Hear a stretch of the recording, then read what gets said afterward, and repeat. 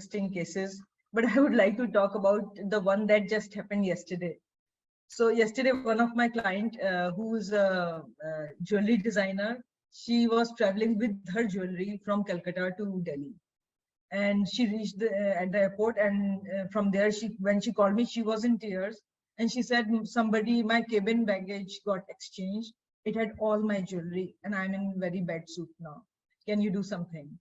So when I checked her energy field, I didn't find any negativity. I thought this is a game because, as I told you, the entities create suffering and hardships. So then I figured out definitely this is a game of entity play. So when I checked her energy, her field was absolutely clean. So I said, interesting. But then it stuck to me. I said, let me check the suitcase, the cabin baggage. And I checked and I found a lot of entities in the baggage. So I cleared, my client was the suitcase, and I cleaned the energy of the suitcase. And it showed 45 minutes for energy to integrate. I messaged her exactly at 45 minutes. Any luck? She said, not yet. And she was crying. She said, nobody is coming. And I'm sitting here for last 1 hour when she called me. Nobody is coming, what to do? And then within the next 10 minutes, she messaged me and she said, found it.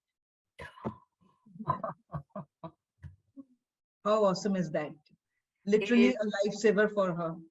She was carrying a large amount of jewelry. Right.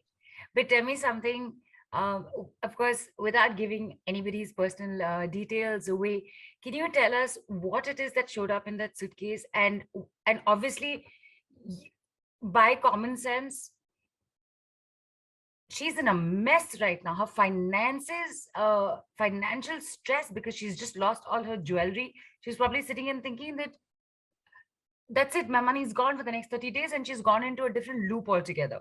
Like, I don't even need to ask you, Charu, what showed up for her just by that thing happening. But what did show up for her? So rather the suitcase. Yeah, the client was suitcase, and in that suitcase, I found split possession and demonic energies. Interesting. So when there are demonic energies, they create negative outcomes. And split possessions also take the vibration to a different tangent of negativity. So I cleared these two for the suitcase, and I was sure then that it will be like, guided properly, and it got guided properly. Right. And I also want to tell you, like, my actually most successful case is that beginning of this year, like in May, I had a client, and our student referred him to learn actually. So he actually did learn the method. And then he had a lot of stuff which he said, I don't really want to do work on myself. So he asked for his session to be done. And what he said was that he would actually get possessed by a spirit, and he would like go like that round, and he would actually move, had body movements and neck movements and things like that, like with an actual spirit possession. And he was suffering from an autoimmune disease, very, very fearful, literally couldn't even step outside.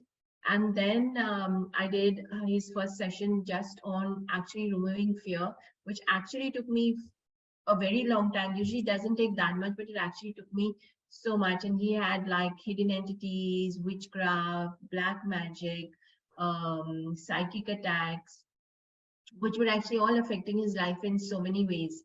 To fast track it, then we worked on, he had pain in his body, he couldn't move his shoulders, he couldn't move his knees, he couldn't move any, like all his joints were all stuck.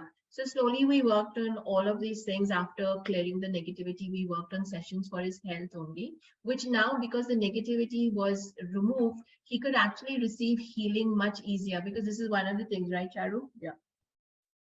So that's one of the things that negativity does. It blocks healing. It blocks all the healing that you do.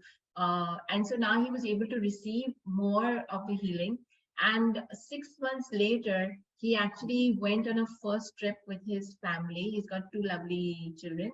And he went on a first trip with his family, which is what his actually goal was.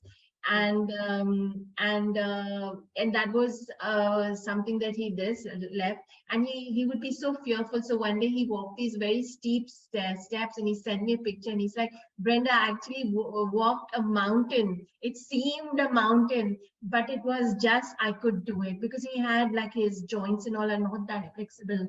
but that was like the biggest, to empower somebody to go from such a fear base and such a low base to a high phase where I'm traveling now. And so in that space of 2 months, he actually did 3 family trips.